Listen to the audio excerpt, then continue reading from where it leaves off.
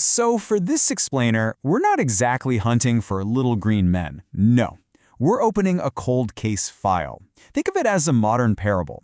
This is the story of how the classic ghost story didn't die, it just evolved, trading in the haunted manor for the cold, silent vacuum of space.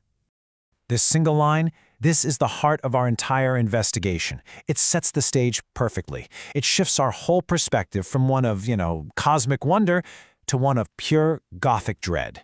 See, this isn't about discovery, it's about a terrifying revelation, a curse of understanding that all started with a crash in the desert. Okay, Act 1. Our investigation really kicks off with a central theory, the classic ghost. It never vanished. It just moved. It migrated, leaving behind the crumbling estates for a new, much, much colder haunt, the endless void of space. And this slide just maps it all out perfectly, the old fears onto the new. The terror of the crumbling manor, well, it found a new home in this sterile metallic flying saucer. Those rattling chains became the low, unsettling hum of a craft, and the shadow in the hallway is now the shadow at your bedroom window. The haunting evolved, for sure, but the dread remains exactly the same. You know, every haunting needs an origin story, right? A single, fated hour where everything went wrong. For our Interstellar Ghost, that hour was in 1947. We have to look at the Roswell incident as more than just a historical event. It's the foundational myth. It's kind of like the fall of the House of Usher, but for the modern age, a sort of cosmic hit and run that just shattered our known reality and gave birth to a ghost that has haunted the American psyche ever since. All right, now we put our prime suspect under the microscope. Who or what is this entity at the center of our cold case? To even begin to understand it, we're going to need a very specific psychological tool. And here it is, Freud's concept of the uncanny. This is the absolute key to unlocking why the gray alien is so deeply terrifying.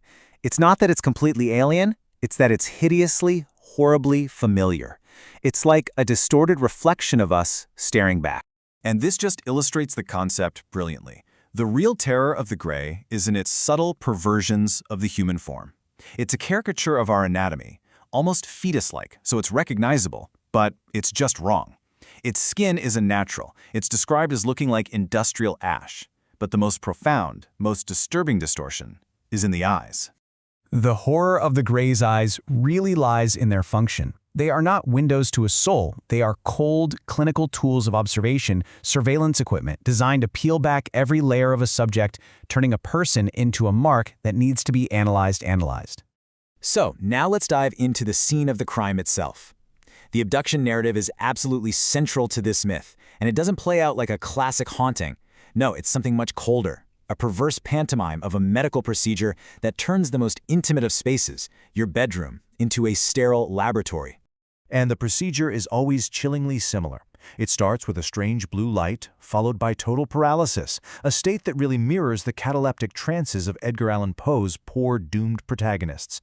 Then comes this detached clinical examination by these silent inquisitors who poke and prod at the human condition. And finally, the memory is wiped clean, leaving only fragments, a sense of missing time, and a deep, deep, lingering fear. But the crime scene is never left messy. After the visitation, another set of figures arrives. And their job?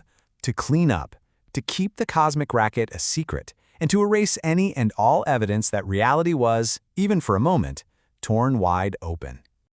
They are, of course, known as the Men in Black, but I think a much more fitting title is this one, the Janitors of the Impossible. They are the spectral enforcers of this cosmic silence, and they arrive in black Cadillacs that hum like funeral processions. And this profile just brilliantly illustrates how unsettling they are. Witnesses describe them as not quite human. Their skin has the waxy sheen of a cadaver. Their movements are jerky and artificial, like puppets being operated by some unseen hand.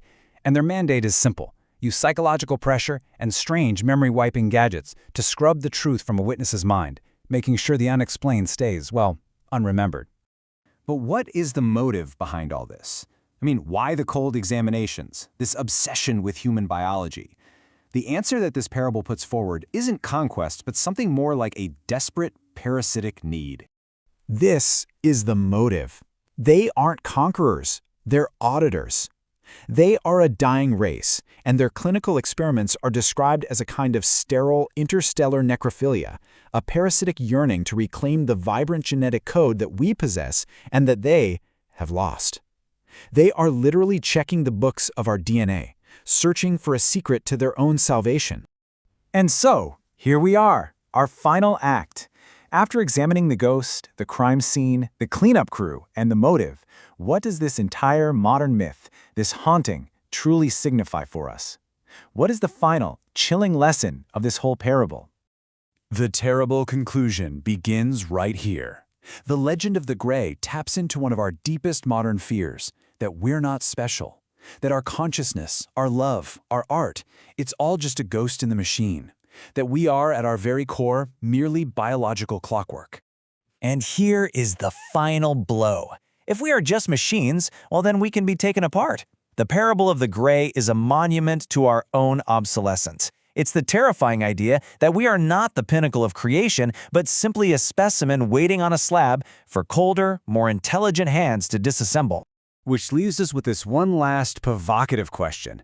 This entire Gothic noir investigation, it doesn't conclude with an answer. It concludes with the chilling suggestion of a clinical gaze, a gaze from the velvet darkness that, according to this parable, never blinks, never forgives, and is always, always watching.